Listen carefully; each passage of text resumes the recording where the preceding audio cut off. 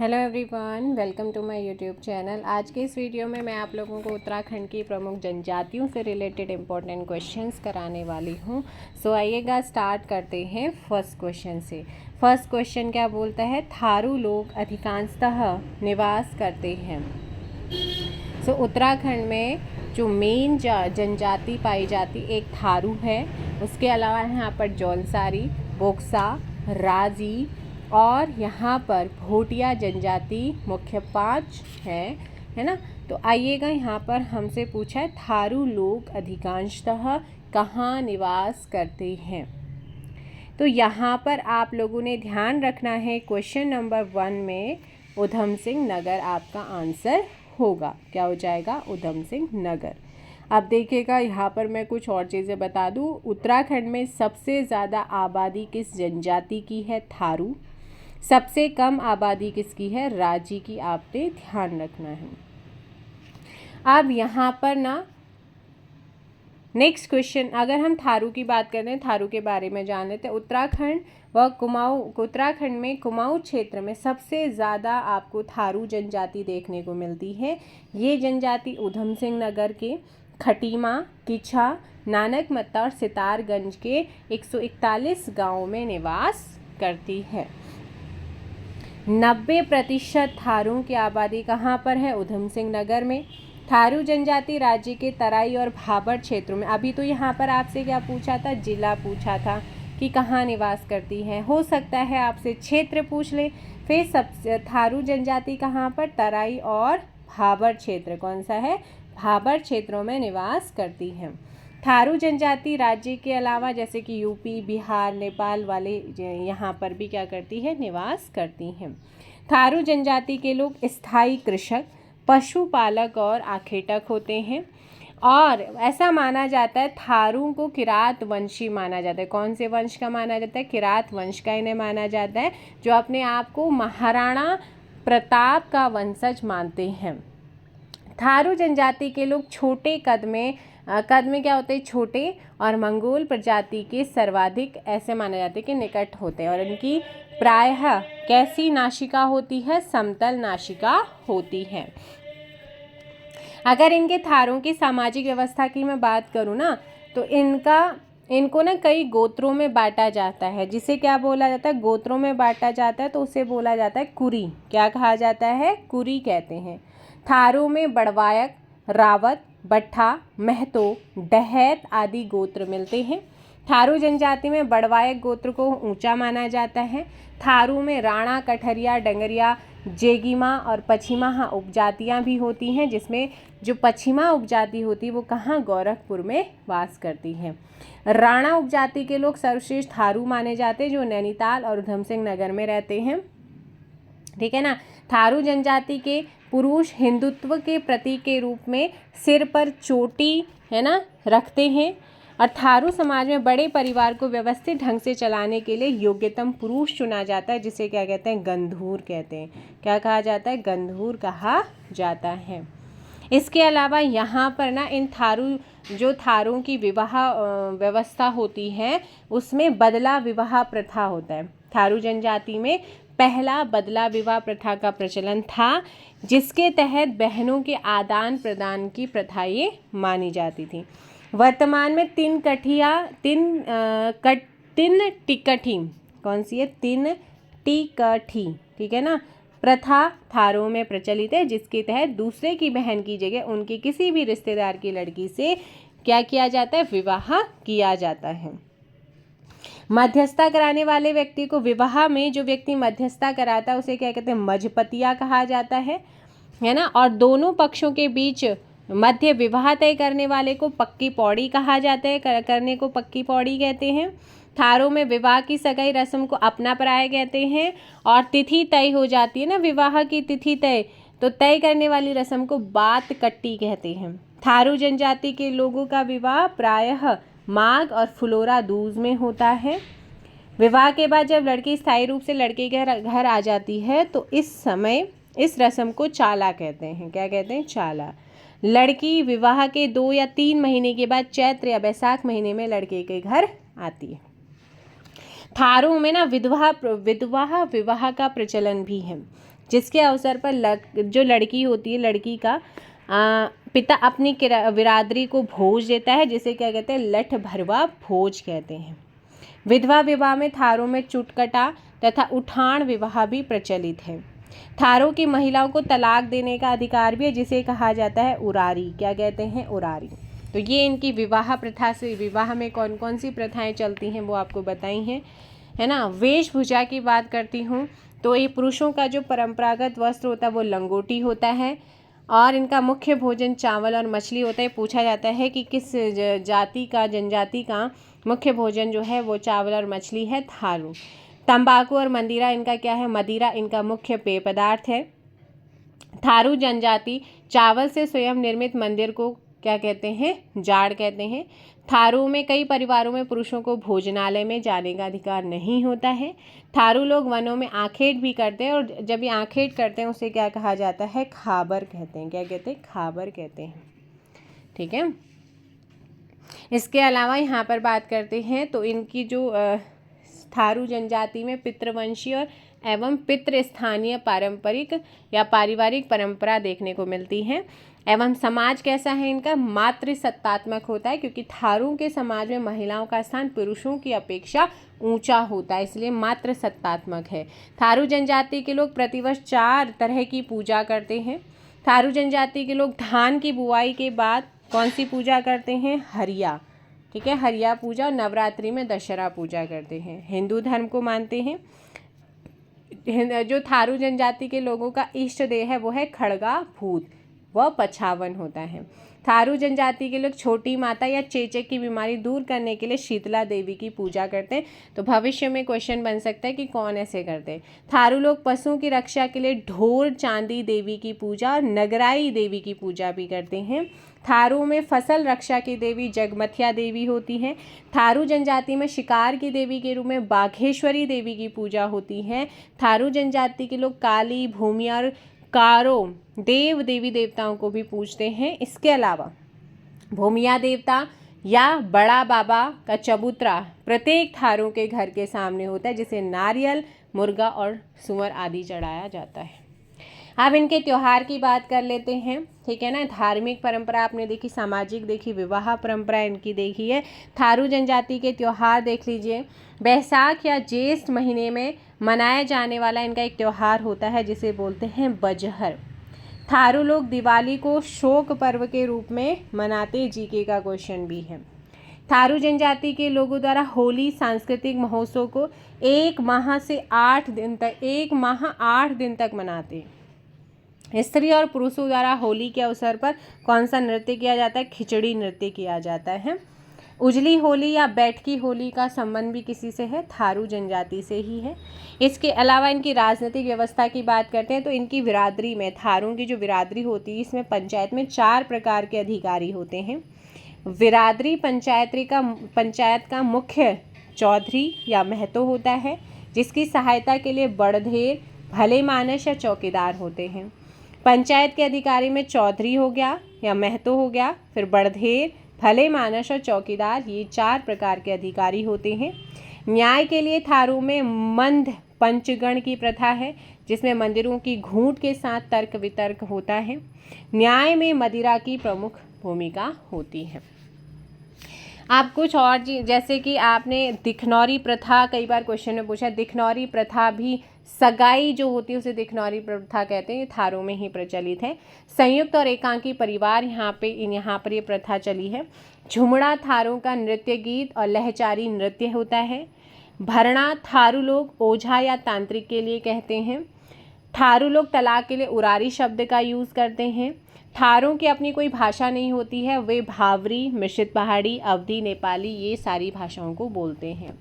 ठीक है ना। इसके अलावा एक और आपका यहाँ से उजली या अनेरी होली का संबंध किससे है? थारू जनजाति से है।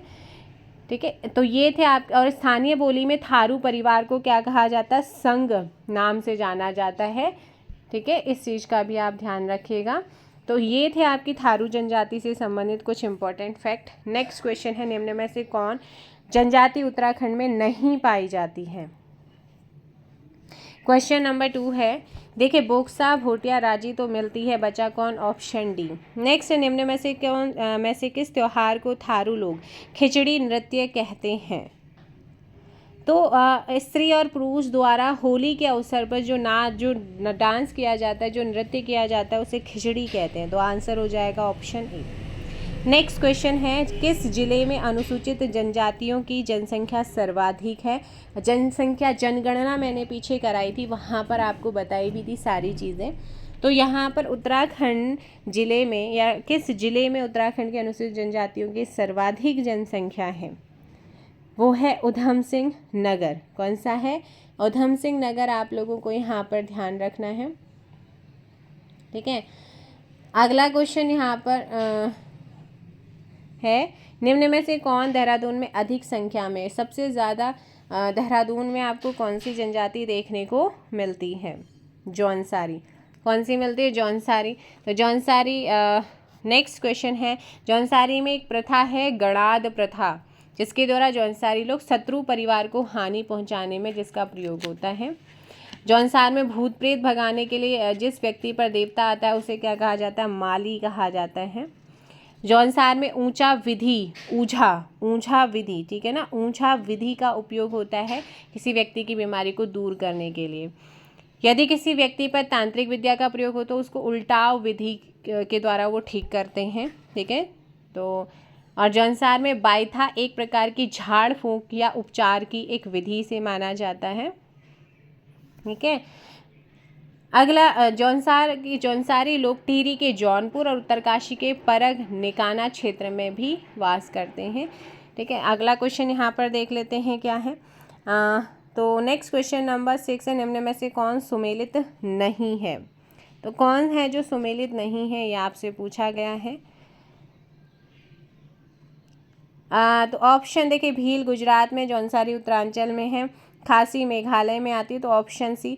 कमेंट करके ज़रूर बताइएगा कि संथाल जो जनजाति है वो कहाँ निवास करती है। ज्योग्राफी आप लोगों की कराई जा रही, वहाँ पर जल्द ही एक वीडियो आएगा जहाँ पर आपकी जनजातियाँ भी कंप्लीट होंगी। अगला क्वेश्चन, तब तक आप संथाल का बताइए, संथाल कहाँ पे पाई जाती है? और हमारी जो पहली आदिवासी महिला राष्ट्रपति बनी है ना, वो भी संथाल जनजाति से बिलोंग करती है। तो कमेंट करके ज़रूर बताइए। राज्य में किस जनजाति की जनसंख्या सर्वाधिक है? राज्य में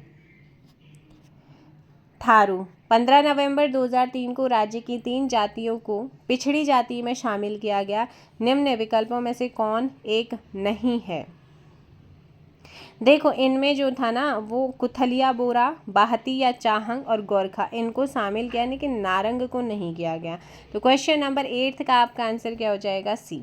नेक्स्ट क्वेश्चन नंबर 9, राजी लोग अधिकांशतः निवास करते हैं और सबसे कम जो जनजाति उत्तराखंड में देखने को मिलेगी आपको, वो यही मिलेगी। कौन सी? राजी जनजाति आपको सबसे कम देखने को मिलती है। तो जल्दी से बताओ राजी के बारे में आपको जो भी इंफॉर्मेशन पता है। देखो, तो यहाँ पर आंसर क्या हो जाएगा? 9 का ऑप्शन बी, पिथौरागढ़ में, ठीक है ना। जो ये राजी जनजाति होती है, इसके लोग पिथौरागढ़ का जो धारचूला, कनाली छिना, डीडीहाट है ना, उत्तराखंड के 7 गांवों में निवास करती है। इसके अलावा कुछ चंपावत और नैनीताल के क्षेत्रों में भी निवास करती है। राजी जनजाति को बनरौत या जंगल का राजा भी कहते हैं। तो आपसे पूछ सकता है कि कौन सी ऐसी जनजाति उत्तराखंड के अंदर जिसे बनरौत या जंगल का राजा भी कहते हैं। सबसे कम आबादी वाली यही जनजाति है राजी, है ना। राजी जनजाति के लोग काष्ठ कला में निपुण होते हैं। किस में होते हैं? काष्ठ कला में निपुण होते हैं। इनके आवासों को क्या कहा जाता है? आवास आपसे पूछा जा सकता है, पहले का आई थिंक पूछा जा चुका है, रौत्युड़ा, ठीक है ना। जो राजी जनजाति के आवास होते हैं उन्हें रौत्युड़ा कहते हैं। और राजी जनजाति की जो बोली होती है वो क्या होती है? मुंडा होती है, ठीक है। और राजी जाति जो जनजाति होती है, इनकी भाषाओं में तिब्बती और संस्कृत शब्दों की अधिकता आपको देखने को मिलेगी और हिंदू धर्म को ही मानते हैं। और ये जो राजी जनजाति के इनमें जो विवाह है ना, वो पलायन विवाह का प्रचलन हुआ करता था। और इन जनजातियों में विवाह में 2 परिवारों के बीच एक समझौता माना जाता है। और राजी जनजातियों में विवाह से पूर्व सांग जांगी, ठीक है ना, सांग जांगी, यह आपका इस तरीके से लिखा जाएगा, सांग जांगी व पिट्ठा संस्कार प्रथा है। वधू मूल्य का प्रचलन भी यहाँ पर है, ठीक है। और स्त्रियों को पर्दे में रखने और रसोई में किसी दूसरे व्यक्ति को प्रवेश न करने देने की परंपरा भी इनमें आती है।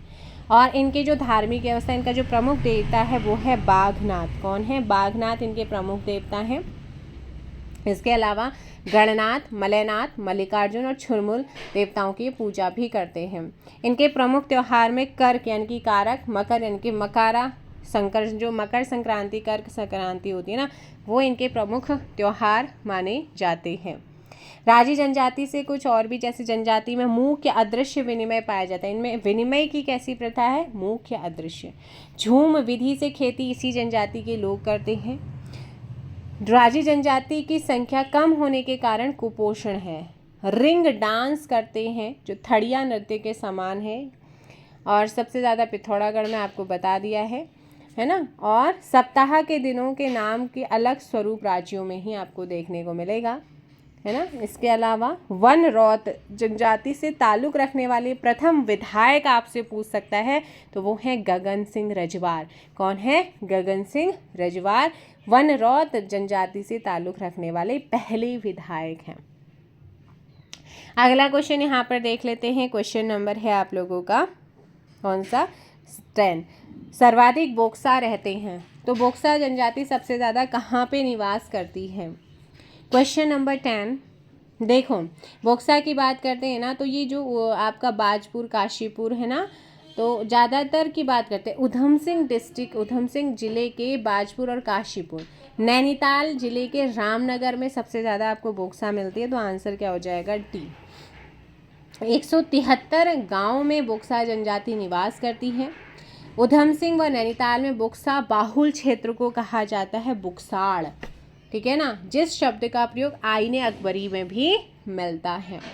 अंग्रेज अधिकारी इलियट ने बोक्सा लोगों को सर्वप्रथम चंपावत के बनबसा में बसे थे। अंग्रेज अधिकारी था इलियट, उसके अनुसार जो बोक्सा लोग थे वो सबसे पहले चंपावत के बनबसा में बसे।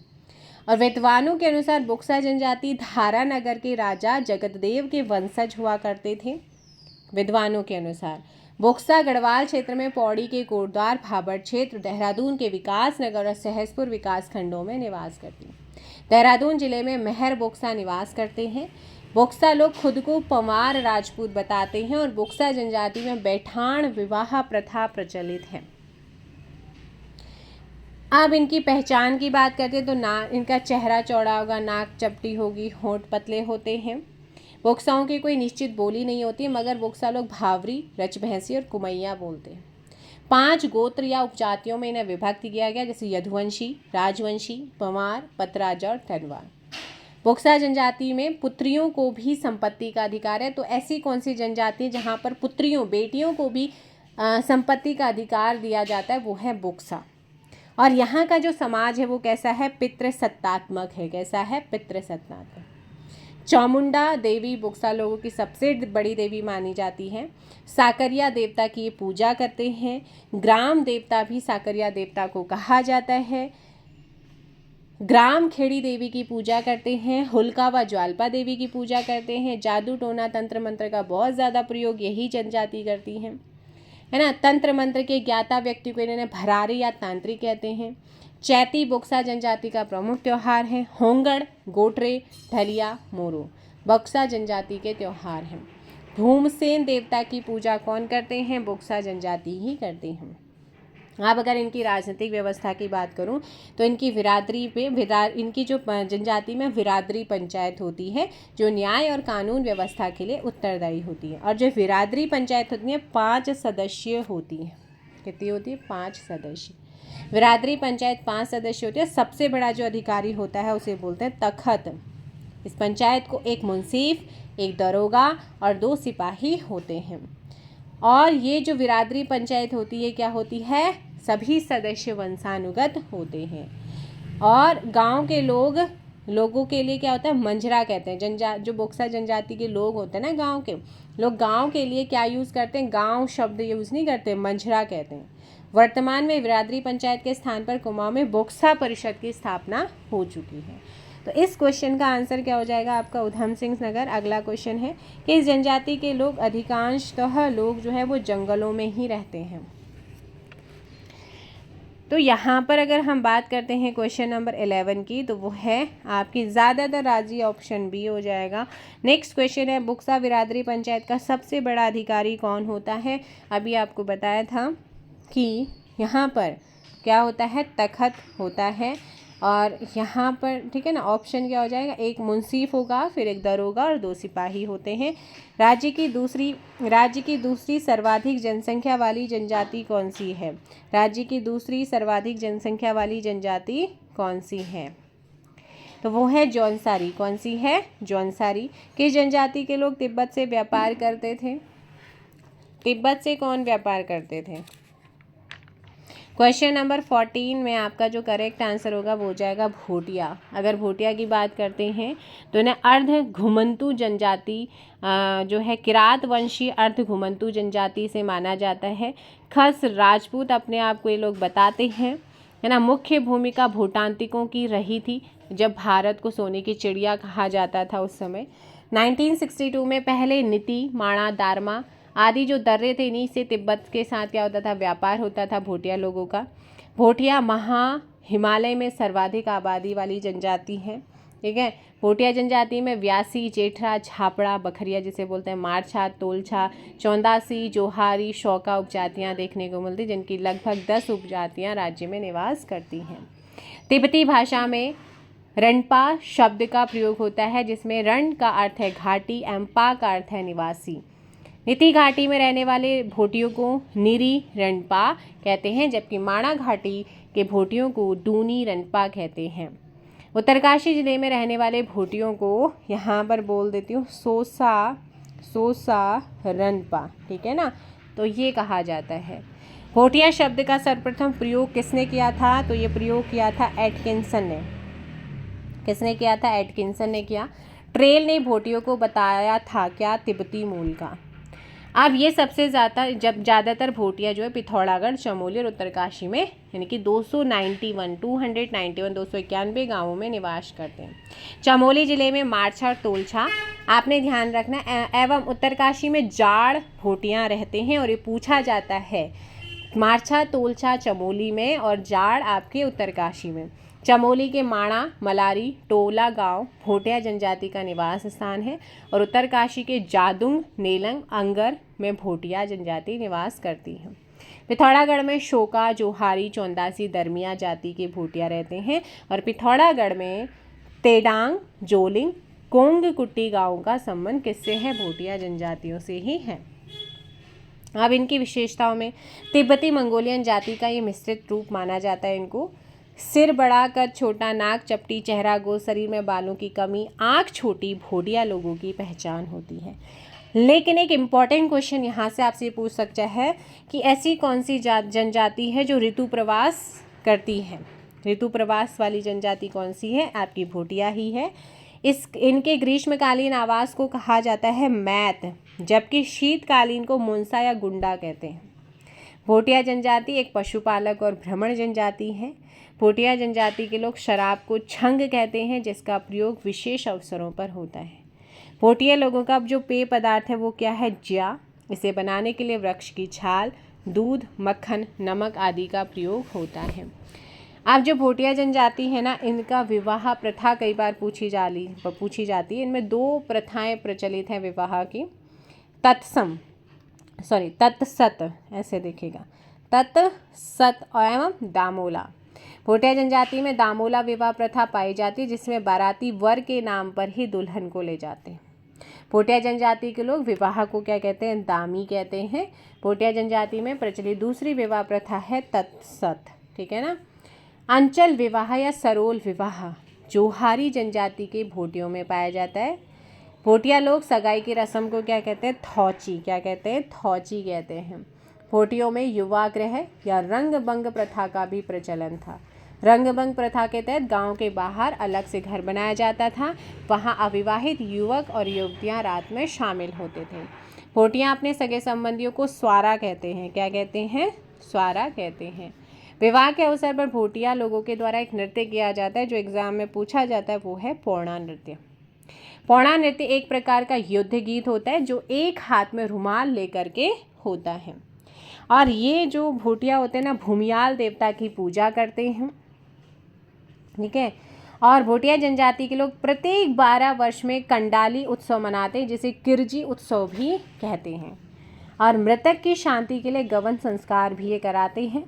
शौका जनजाति में शिशु के 3 माह होने पर नए कपड़े पहनाए जाते हैं। उस संस्कार को क्या कहते हैं? भूमो संस्कार कहते हैं। विपत्ति के समय भोटिया लोग तिब्बती देवी देवता फैला और घुरमा की पूजा भी करते हैं। तो ये कुछ भोटियों से रिलेटेड थे। भोटिया जनजातियों का जो मुख्य वाद्य यंत्र है वो क्या है? हुड़के। तुबेरा, बाजी और तिमली भोटिया जनजाति के लोकगीत हैं। तिमली लोकगीत सामाजिक विषय पर आधारित, बाजू वीर रस प्रधान एवं तुबेरा रशिया प्रकार का लोकगीत है।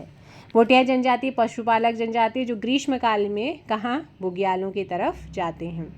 ग्रीष्म काल में भोटिया लोग पर्वतीय क्षेत्रों में सीढ़ी नुमा खेती करते हैं और झूम खेती जो होती है ना, झूम खेती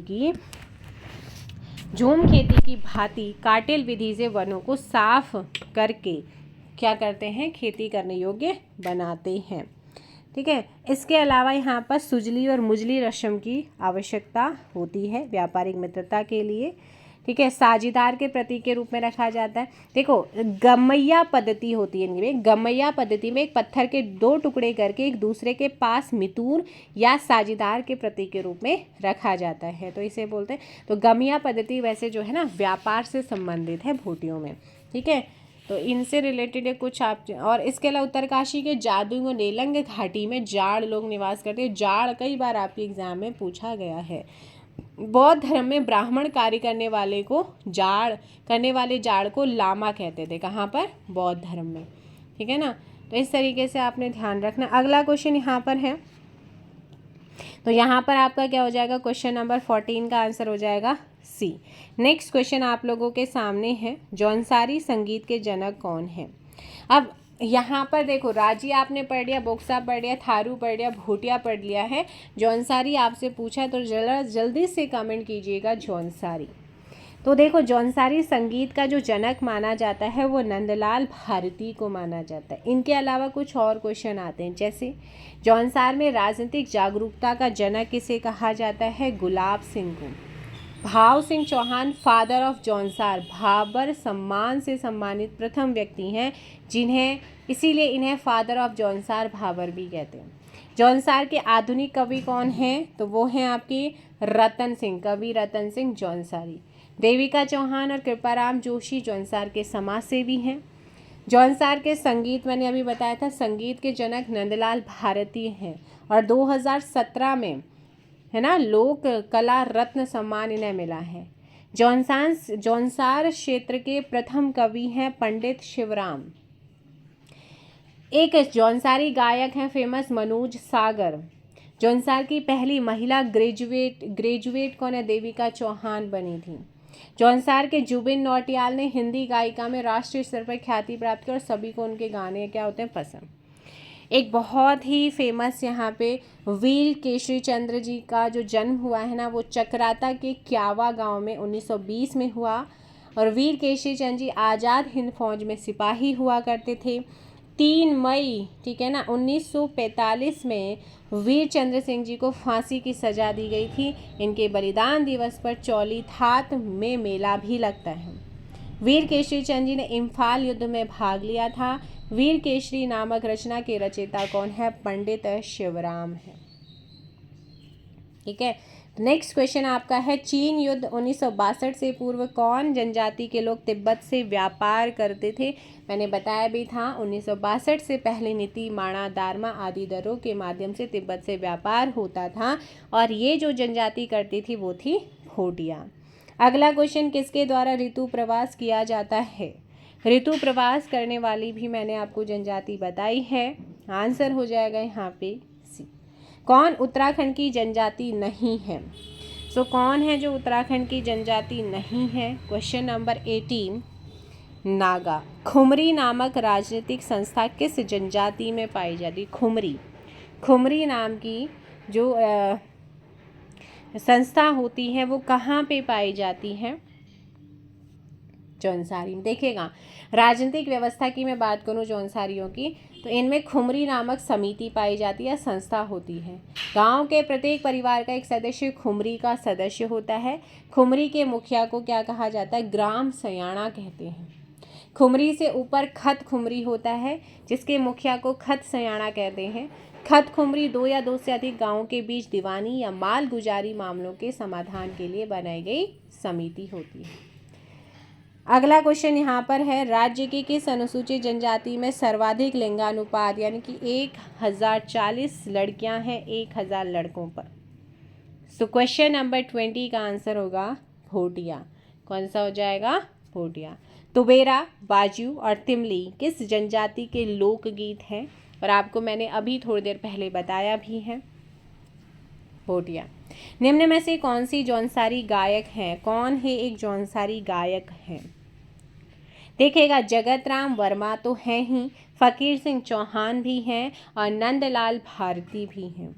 ऐसे में आंसर क्या हो जाएगा? डी, ऑल ऑफ दीज, ये सभी। बिशु, दियाई, नुणाई, जागना, पंचाई, माघ त्योहार मनाया जाता है कौन सी जनजाति के द्वारा? तो आंसर हो जाएगा यहाँ पर ए, बिस्सू, दियाई, नुणाई, जागना, पंचाई, माघ त्योहार, ये मनाए जाते हैं जौनसारी में। देखो, अब इस यहाँ पर बात कर लेते हैं बिस्सू। जौनसार क्षेत्र का सबसे बड़ा जो मेला है वो है बिस्सू। बिस्सू मेला वैशाखी से 4 दिनों तक चलता है। जौनसार में चावल से बने पापड़ को लाडू एवं शाकुली कहा जाता है। यह बिस्सू मेले का मुख्य पकवान होता है। बिस्सू मेला का प्रारंभ चौलीथात से होता है ना। बिस्सू मेले के अवसर पर जंग बाजी नृत्य भी होता है। इसके अलावा एक मौड़ मेला भी यहाँ पे लगता है। देखो, वीर केशरी मेला 3 मई को चौलीथात में लगता है। फिर लगता है मौड़ मेला। जौनसार में 2 तरह के मौड़ मेले होते हैं। जौनसार में मछमौड़ और जतरियाड़ो मौड़ मेले फेमस हैं। मछमौड़ में किसी छोटी गाड़ में टिमरू के सूखे पाउडर को डालकर मछलियाँ पकड़ी जाती हैं। जतरियाड़ो मौड़ में कई खसों या पट्टियों के लोग गाजे बाजे में अपने हथियार के साथ एकत्रित होकर शक्ति प्रदर्शन करते हैं। इसके अलावा इनके प्रमुख त्योहार और देवताओं की बात करते हैं तो इनके मुख्य देवता हैं कौन? महासू, जिसका मंदिर हनौल में है और ये जौनसारियों के पवित्र तीर्थ स्थल है। बहुत ही सुंदर प्लेस है यहाँ पे। जौनसारियों के अन्य तीर्थ स्थल जैसे लाखा मंडल और कालसी हैं। भादों के महीने लगने वाला जागड़ा महासू देवता का प्रमुख त्योहार है, जिसमें देवता को टोंस नदी में स्नान कराया जाता है। जौनसार के लोग बिस्सू त्योहार या बैसाखी मनाते हैं। देहरादून में जौनसारी निवासी 5 पांडव एवं कुंती पंच माता को अपने देवता मानते हैं। दीपावली के अवसर में जौनसारी लोग भैला नृत्य करते हैं। विजयदशमी को जौनसार में पायता कहा जाता है, ठीक है ना। पायता, विजयदशमी को जौनसार में क्या कहा जाता है? पायता कहते हैं। क्या कहते हैं? पायता। पंचाई या दशहरा को जौनसार में पांडवों का त्योहार कहते हैं। जौनसारी लोग दशहरे को पांचों के रूप में मनाते हैं। जौनसारी लोग जन्माष्टमी को अठोई के रूप में मनाते हैं। जौनसार में सावन महीने में मनाए जाने वाला नुणाई त्यौहार भेड़ पालकों का प्रमुख त्यौहार है। भिरौली त्यौहार जौनसार में संतान कल्याण के लिए मनाया जाता है। जौनसारी लोगों का मरोज उत्सव का मुख्य पकवान गीमा है। क्या है? गीमा। माघ त्योहारों को पूरे माघ महीने तक मनाते हैं, ठीक है। तो ये इनकी कुछ चीज़ें हैं। अगला क्वेश्चन यहाँ पर है, कारक, कर्क, मकारा, मकर की संक्रांति किनके 2 प्रमुख त्यौहार है? मैंने आपको बताया था। ऑप्शन बी, राजी। कौन पांडवों को देवता और कुंती को देवी के रूप में पूजते हैं? पंच माता जिन्हें कहते हैं, जो कहते हैं वो है जौनसारी। अगला क्वेश्चन, महाहिमालय की सबसे अधिक जनसंख्या वाली जनजाति आपको चीज़ें बताई हैं। महाहिमालय भी बोला था मैंने वर्ड, आंसर हो जाएगा बी, महासू। महाशिव निम्न में से किस जनजाति के देवता हैं? जौनसारी के, ठीक है ना। किस जनजाति के लोग अपने संबंधियों को स्वारा कहते हैं? स्वारा बताया था, कौन कहते हैं स्वारा? आंसर हो जाएगा ए भोटिया। क्या कहते हैं अपने सगे संबंधियों को? स्वारा। निम्न में से किनके मैथ ग्रीष्मकालीन देखिएगा, निम्न में से किनके मैथ ग्रीष्मकालीन तथा गुंडा या मुनसा शीतकालीन आवास होते हैं? Question number 29 Bhotia. मांगल, हारुल, छोड़े, सिलोंगू, केदार छाया, गुड़बड़िया, रणारात एवं बिरासू आदि लोकगीत हैं किसके? ये जौनसारियों के क्या हैं? लोक गीत हैं। इनको आपने ध्यान रखना है। देखिएगा, लोक नृत्यों की बात करते हैं, इसे हारुल नृत्य या परात नृत्य भी इसे बोला जाता है, जौनसार में होता है। रमतुला वाद्य यंत्र का इनमें जो जौनसारियों में प्रयोग होता है हारुल नृत्य में। जौनसार के प्रमुख नृत्य अंडे कांडे का डांस, पौड़ाई नृत्य, झेला नृत्य, जंगबाजी, रास रासो, पत्तेबाजी, ठुमकिया, सराई, बराणी, गांडिया आदि होते हैं इनके प्रमुख नृत्य। दीपावली के दूसरे दिन पुरुषों द्वारा पत्तेबाजी नृत्य होता है। जौनसारी लोगों का लोक नृत्य वारदा नाटी है। जौनसार के लोग प्रमुख लोकगीत हारू, मांगल, केदार छाया, विरासू, राणारात, सिलोंगू, छोड़े और गुड़वाड़ा आदि इनके क्या हैं? लोक गीत हैं। निम्नलिखित में से कौन सा मेला जौनसारी लोगों से संबंधित है? सो क्वेश्चन नंबर 31 का सी महासू देवता। निम्न में से कौन सी अनुसूचित जनजाति उत्तराखंड में पाई जाती है? 32 सारे के सारे आपको देखने को मिलते हैं। उत्तराखंड राज्य की विधानसभा में अनुसूचित जाति के लिए कितनी सीटें आरक्षित हैं? तो यहाँ पर 13 जो हैं वो अनुसूचित जाति, 2 जो हैं अनुसूचित जनजाति के लिए क्या है? रिजर्व हैं। निम्नलिखित में से कौन सी जनजाति भूमियाल देवता की पूजा करती है? भूमियाल देवता की पूजा कौन करते हैं? भोटिया। उत्तराखंड विधानसभा के लिए अनुसूचित जनजाति के लिए कितनी सीटें? अब अनुसूचित जनजाति मैंने बताया भी था, है ना, नानक मत्ता, उधम सिंह नगर, चक्राता, देहरादून, ये 2 सीटें रिजर्व हैं, ऑप्शन सी।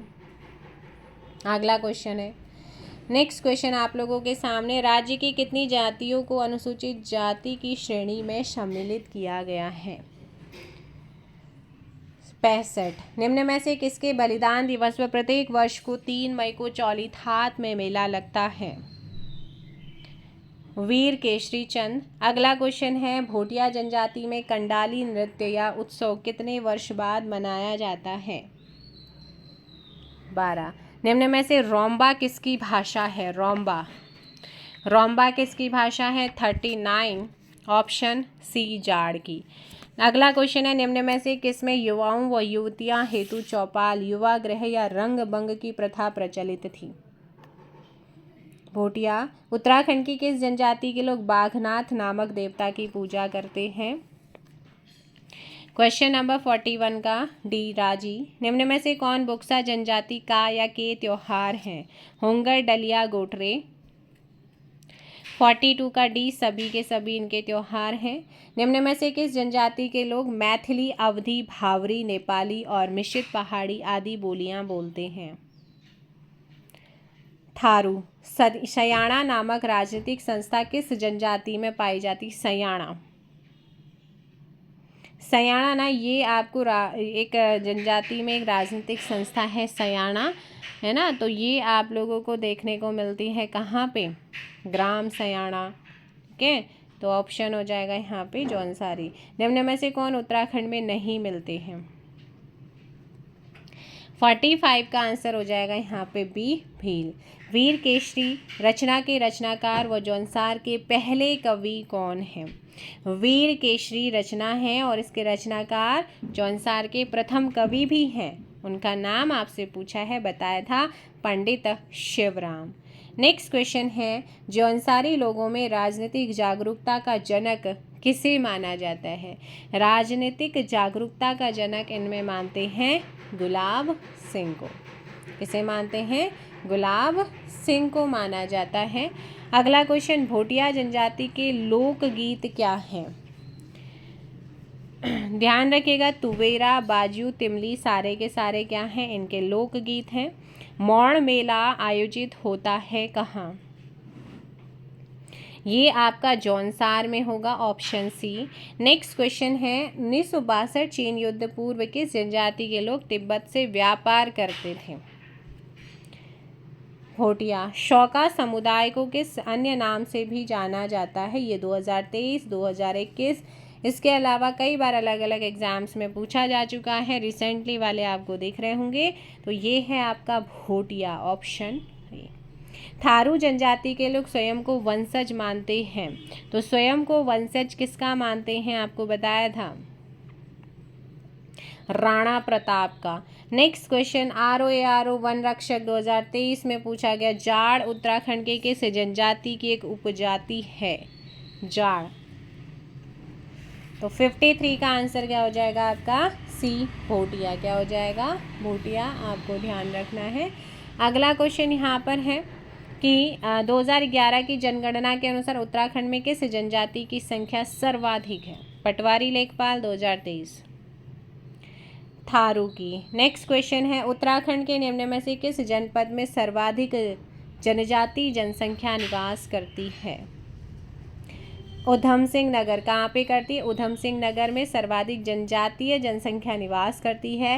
निम्न में से कौन सी विधानसभा सीट उत्तराखंड में अनुसूचित जनजातियों के लिए जो है जनजाति, देखो अनुसूचित जाति के लिए तो 13 सीट रिजर्व है, अनुसूचित जनजाति आपसे पूछा है।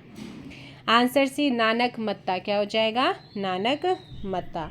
निम्नलिखित में से कौन सी एक रस्म थारू जनजाति की विवाह परंपरा नहीं है? अपना पराया, बात कटी, पक्की पौड़ी, लेकिन चाला नहीं है। चाला इनकी क्या नहीं है? विवाह परंपरा नहीं है। ठीक है ना। अगला क्वेश्चन यहाँ पर आता है, लोसर पर्व का संबंध उत्तराखंड की किस जनजाति से? लोसर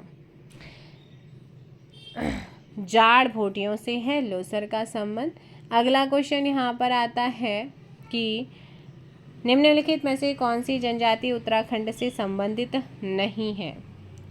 जल्दी से कमेंट कीजिएगा, ऐसी कौन सी जनजाति है जो उत्तराखंड से संबंधित नहीं है?